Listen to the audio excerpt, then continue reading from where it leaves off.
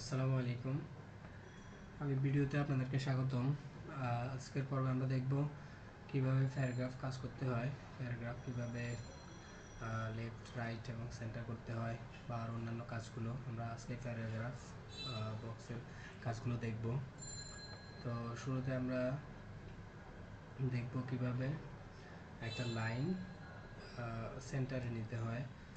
তো আমরা এই লাইনটাকে সিলেক্ট করলাম। সিলেক্ট করার পরে আমরা এখানে হচ্ছে সেন্টার কন্ট্রোল দিলেও হবে, অথবা এখানে সেন্টারে ক্লিক করলেও হবে, লেখাটা অটোমেটিক সেন্টারে চলে আসবে। যদি আমি এখানে লেফটে ক্লিক করি তাহলে এটা লেফটে চলে আসবে, অথবা এটা শর্টকাট কি হচ্ছে কন্ট্রোল এল দিলে এটা লেফটে চলে যাবে, আর হচ্ছে কন্ট্রোল আর দিলে এটা রাইটে চলে যাবে। আমি যদি কন্ট্রোল আর দিই তাহলে রাইটে যাবে, অথবা এটা ক্লিক করলে এখানে ক্লিক করলেও রাইটে চলে আসবে। এটা আলাদা অনেক সময় লেখা দরকার হয়, লেফট রাইট করতে হয়, তো আমরা এটার মাধ্যমে করতে পারবো। আর এরপর হচ্ছে জাস্টিফাই করা। আমাদের এই প্যারাগ্রাফটা এখন জাস্টিফাই করা আছে। আমি যদি জাস্টিফাই ছাড়া দেখি তাহলে দেখা যাবে যে এই লাইনটা, এই লাইন প্রথম লাইন এখানে, শেষ দ্বিতীয় লাইন এখানে, তৃতীয় লাইন এখানে। তো আমি যদি এটাকে জাস্টিফাই করি, সবগুলো একই সমান কাতারে একই সিরিয়ালে সুন্দর সুন্দর দেখায়। জাস্টিফাই করলে লেখাগুলো একসাথে শেষ হয়, তো এটা একটু স্ট্যান্ডার্ড দেখায়, এই জন্য লেখাগুলোকে একটা প্যারাগ্রাফকে জাস্টিফাই করা দরকার। এরপর হচ্ছে এটা প্যারাগ্রাফের স্পেসিংগুলো আমরা এটা লাইনের স্পেস বাড়াতেও পারি, কমাতেও পারি। প্যারাগ্রাফের এখানে 1.5 টু 2.5 1.0 এরকম আছে। আর হচ্ছে অ্যাড স্পেস বিফোর প্যারাগ্রাফ, এটা হচ্ছে প্যারাগ্রাফের উপরে যে স্পেস আছে এটা কমানো এবং বাড়ানো। রিমুভ করলে কমে যাবে আর অ্যাড করলে বাড়বে। পুরো প্যারাগ্রাফ একসাথে এই স্পেসটা বাড়বে এবং কমবে। এই যে এটা দিলে কমে যাবে, আর যদি আমি অ্যাড করি তাহলে বাড়বে। জিনিসটা হচ্ছে এরকম। যদি এটাকে সিলেক্ট করে, পুরোটাকে সিলেক্ট করে যদি আমি রিমুভ করে দিই তাহলে কাছাকাছি চলে আসছে লেখাগুলো, আর যদি আমি আবার অ্যাড করি তাহলে লেখাগুলো দূরে চলে গেছে। এভাবে আমরা আমাদের একটা লেখাকে আমরা স্পেসগুলো রিমুভ করে কাছাকাছি করে নিয়ে আসতে পারবো।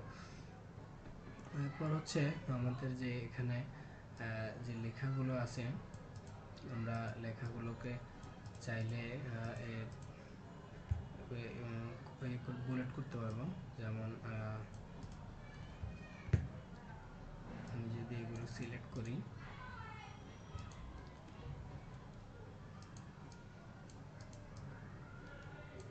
সিলেক্ট করে যদি আমি এখানে বুলেট আছে, বিভিন্ন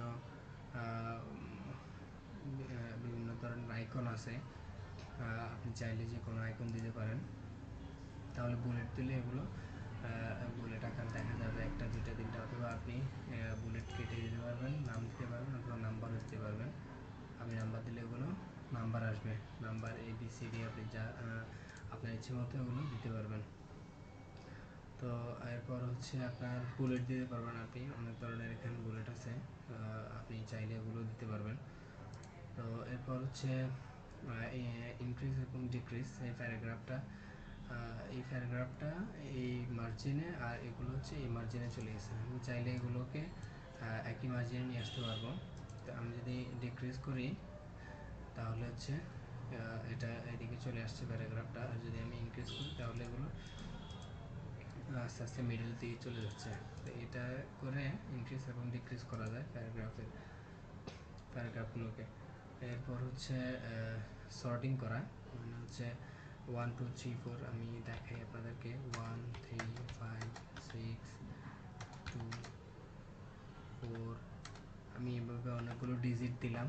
তো এগুলো এখন এলোমেলোভাবে দেওয়া আছে। আমি এগুলোকে যদি সর্টিং করি তাহলে এগুলো একটা সিরিয়াল ওয়াইজ হয়ে যাবে। যেমন অ্যাসেন্ডিং মানে হচ্ছে 1 থেকে 10 পর্যন্ত যেভাবে সিরিয়াল আছে ওই সিরিয়ালটা, ডিসেন্ডিং মানে হচ্ছে 10 থেকে 1 পর্যন্ত সিরিয়ালটা।